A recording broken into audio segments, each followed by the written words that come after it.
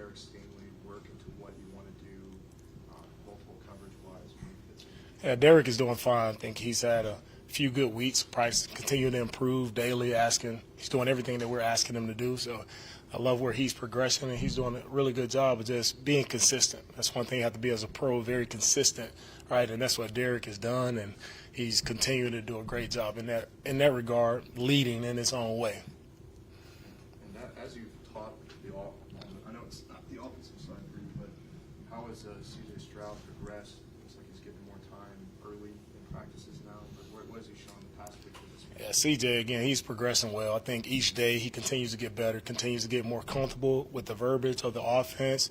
His command of the huddle, I thought this week has been really good. Coming off the long weekend, it was very eye-opening how on it he was, right? From the first day we got back through today, done an awesome job in our situational period. So he's definitely progressing in the right direction, and the sky's the limit for him. Can you talk about the shirts your staff are wearing? Yeah, we decided to wear orange shirts today ahead of the Wear Orange Day in a couple of days, just in support of, first and foremost, the one-year anniversary of the Uvalde shooting. And as you guys know, a staff member of ours, Roland Ramirez, is our head athletic trainer. It's a place where he grew up, knew a lot of people there who were involved in that situation. And it's a situation that's near and dear in our heart, and we want to make sure that we support that situation and just the senseless gun violence that's going on. We want to use our voice as an organization, as a team, to make sure that we put an end to it.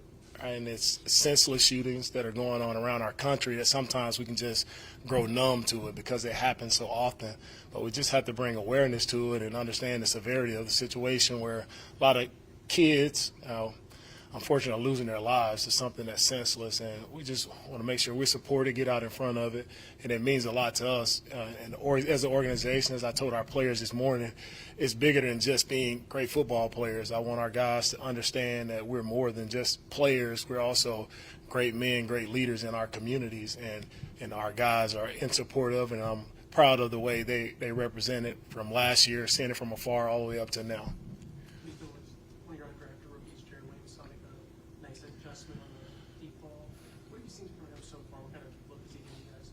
Yeah, Derek, he's doing a good job as well. All the guys have been working really hard, working really well with what they've been doing. They've been adapting to what we asked them to do. They've been improving, and they're competing each day. Jesse, it's another young guy that we think has some promising to him. He's doing a good job, and he just has to continue, just like everybody else, just continue to be consistent, continue to try to improve daily. That's all we're looking for out of all our guys right now. Can you talk about the joint practices y'all have set up and the significance of them?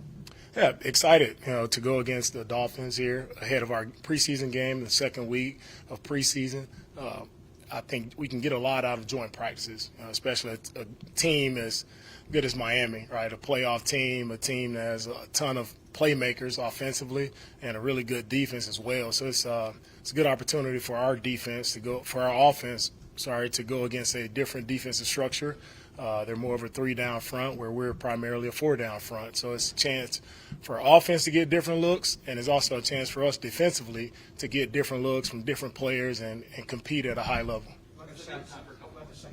And the Saints as well, right? It's our neighbor close by, so it'll be fun to go down and compete against the Saints. And Price, again, just different offense, different defenses, structure, different philosophies there. So it's just good as much as we can go against other people and not beat up on each other too much. So it's a good opportunity for us to go against them. Dennis and Mike, two guys I respect really well in this league, have done a great job leading their teams, and so I'm excited to go to work with those guys. As a defensive coach, as a defensive player and coach your entire career, now that you're a head coach, is it any different for you to be able to be involved in some of those the offensive side of the ball, especially when you're out there? It's a little different, but it's funny having a conversation before practice with some of the quarterbacks, and CJ's like, is it only a good day if the defense does well? And I said, no, man, it's a great day when the offense is doing well and we're putting up points. So we're all in this thing together. So it's fun. It's fun being able to work both sides, being able to coach up and help the quarterbacks, help the offense, and also help the defense. Is just seeing it all come together, right? It's just for me in this position, it's a role of service, and I'm just in position to help out either side of the ball as much as I can. How important is it that DeMeco, you talked about the fact that you want to teach education. Benchmark-wise, where do you think you are with the team and their progress if you had to give a grade at this point? A+. We're doing great. A+. We're right on track, baby. We're doing great. with the joint practices, you got a lot of young rookies too. Yeah.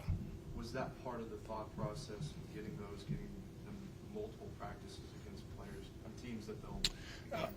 The thought process behind joint practice, just as a team, I think it's great when you can just go against something different, see different plays. When you go against each other in training camp, you kind of get used to, you know what plays the offense is running, you know the defenses that you're going to see. So when you can break up that monotony of camp and go against someone else and you get different looks, you get different players to go against, it just helps you as a player to, expand as a player, become a better player going against different, you may have different tails, different techniques that you have to use versus these guys. So it's just good competition all the way across the board going against another team.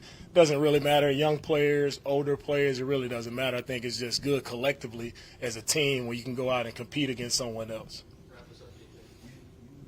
You were pretty open on why you guys are wearing shirts and the reasoning behind it, and the senseless violence. What kind of got you to that point where you view it in that type of strong manner, where you're like, a lot of people losing their lives, it's senseless. So what kind of got you to that point to where you view it that way now? Yeah, I think, personally, for me, I've lost a cousin to gun violence. And, unfortunately, like a week ago, another cousin of mine was shot, innocent bystander. So for me, it is personal because, that's near and dear to my heart because I've lost family, right? And so it is touching, and it does hit home to me, as well as to those in Uvalde as well. And I think it also hits home when for me, I have 3 young kids. So when you send your kids off to school and you have to even have that thought in the back of your mind that, man, are my kids going to be safe? Am I going to see them? It's not the mindset you want to have, right, when you're dropping your kids off at school. So, for all of us, it's something we shouldn't have to worry about. We shouldn't have to discuss, but it's here, and we want to make sure that we bring awareness to it because it is a real issue that hits home for a lot of people. All right. Thank you, guys.